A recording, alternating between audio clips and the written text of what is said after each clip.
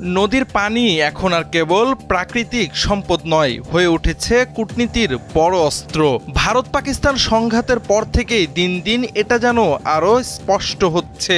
সম্প্রতি ভারত সিন্ধুর পানি চুক্তি থেকে নিজেদের অংশগ্রহণ স্থগিত করলে পাল্টা প্রতিক্রিয়ায় পাকিস্তান স্পষ্ট জানিয়েছে, সিন্ধুর পানি প্রবাহ আটকে দিলে তা হবে সরাসরি যুদ্ধের ঘোষণা।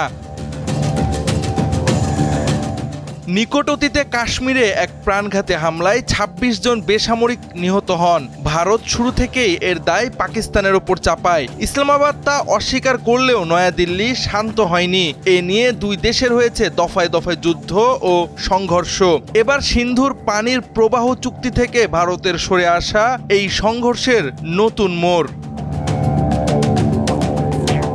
১৯৬০ সালে বিশ্বব্যাংকের মধ্যস্থতায় স্বাক্ষরিত হয়েছিল ঐতিহাসিক সিন্ধু পানি চুক্তি। ৩টি যুদ্ধ আর নানা সংঘাতের মধ্যেও টিকে ছিল এই চুক্তি। এতে সিন্ধু, জেলাম ও চেনাবের পানি পাকিস্তানের জন্য আর সতলজ, বিয়াস ও রাভির পানি ভারতের জন্য নির্ধারিত হয়। সিদ্ধান্ত হয় কোনো পক্ষ একতরফাভাবে এটি বাতিল বা স্থগিত করতে পারবে না। তবুও ভারত এখন সেই পথে হাঁটছে। নয়াদিল্লি বলছে, পাকিস্তান সন্ত্রাসে মদদ বন্ধ না করলে চুক্তির সুবিধা পাবে না।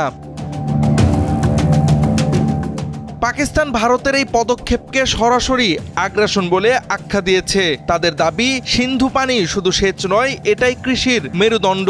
দেশের প্রায় ৮০% কৃষি জমি এই পানির ওপর নির্ভরশীল। এ চুক্তি একতরফাভাবে স্থগিত করা সম্ভব নয়, কারণ এটি বিশ্বব্যাংকের মধ্যস্থতায় গঠিত একটি বাধ্যতামূলক আন্তর্জাতিক চুক্তি। পাকিস্তানের এগ্রিকালচার রিসার্চের প্রধান গাশারিফ শওকত বলেন, প্রবাহ অনিয়মিত হলে গম, ধান, আখসহ প্রধান ফসল ক্ষতিগ্রস্ত হবে, ফলন কমবে, খাদ্যের দাম বাড়বে এবং ক্ষুদ্র কৃষকেরাই সবচেয়ে বেশি ভুগবে।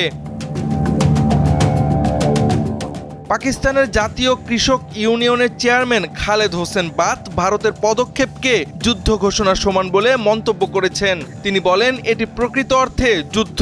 আমরা ইতোমধ্যেই জলবায়ু পরিবর্তনের কারণে পানি সংকটে আছি। এবছর বৃষ্টিপাত ও তুষার গলন সীমিত হওয়ায় পানির স্তর গত বছরের তুলনায় ২০ থেকে ২৫% কম। একটি নদী যা এতদিন ছিল দুই বৈরী দেশের মধ্যে টিকে থাকার একমাত্র টেকসই বন্ধন, এখন সেটি যেন পরিণত হচ্ছে সংঘাতের নতুন কারণে।